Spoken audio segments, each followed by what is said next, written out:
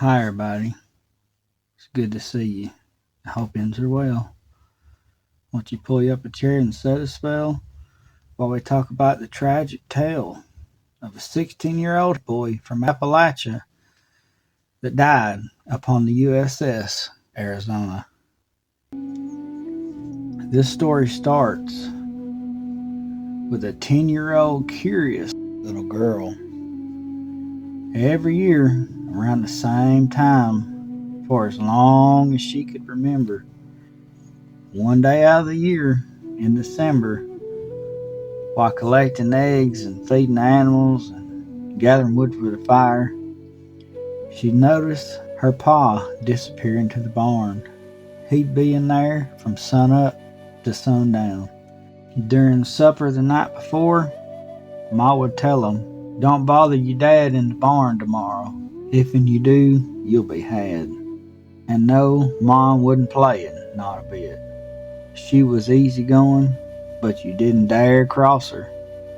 Her and Pa migrated before they had kids, so they could have a good life.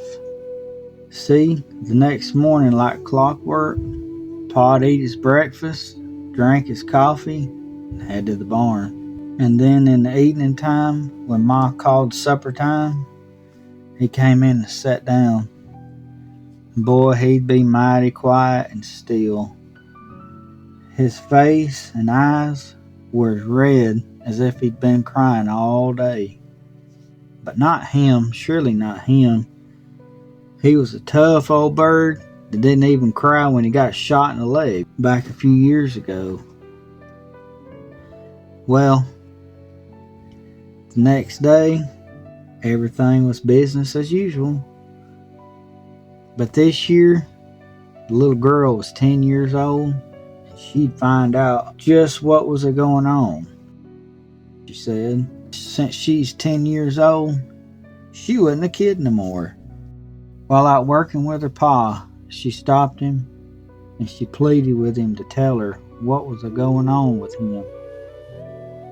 And he knew it was time to tell her, so he did.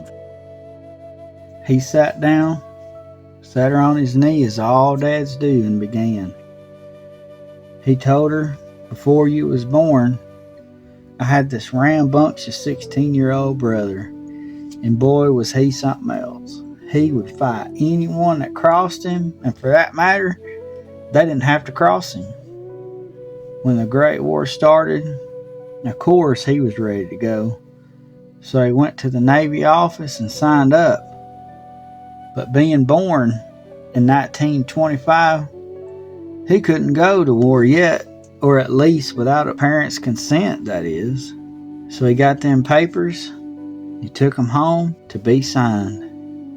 But when his mom and pa said, no, no, no, absolutely not, you are not going.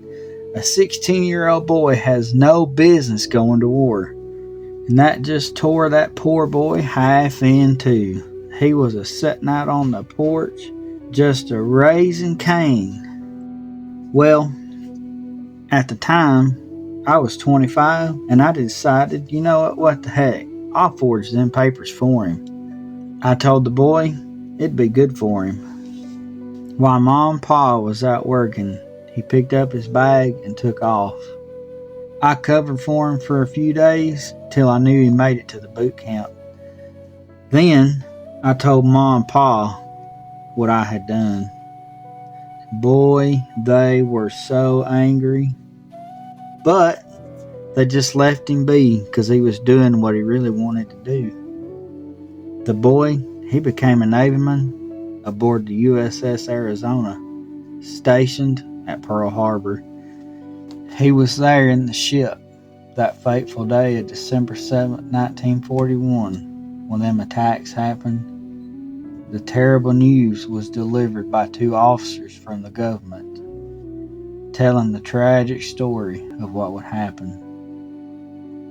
Mom and Pa were so devastated, and I blame myself for what happened. Like many others, my brother's poor body is still in that ship today. He could never be laid to rest. From that day forward, the little girl's father always went to mourn his brother. Except now, since he told his daughter the next year and all the others since, she joined him so he didn't have to be all alone. Folks, I want to thank you so much for sitting and listening to this tragic tale of the young boy who was lost in the USS Arizona. I didn't tell the name because of the family privacy, you know. And this story was told to me by that little girl. Except for she wasn't so little anymore. She grew up to be a fine young lady with kids of her own. And she told me this story just before she passed. And I do this story and release it on the day of Pearl Harbor in remembrance of all who lost their lives there that fateful day. Thank you for listening. We love every one of you to pieces. We'll see you next time.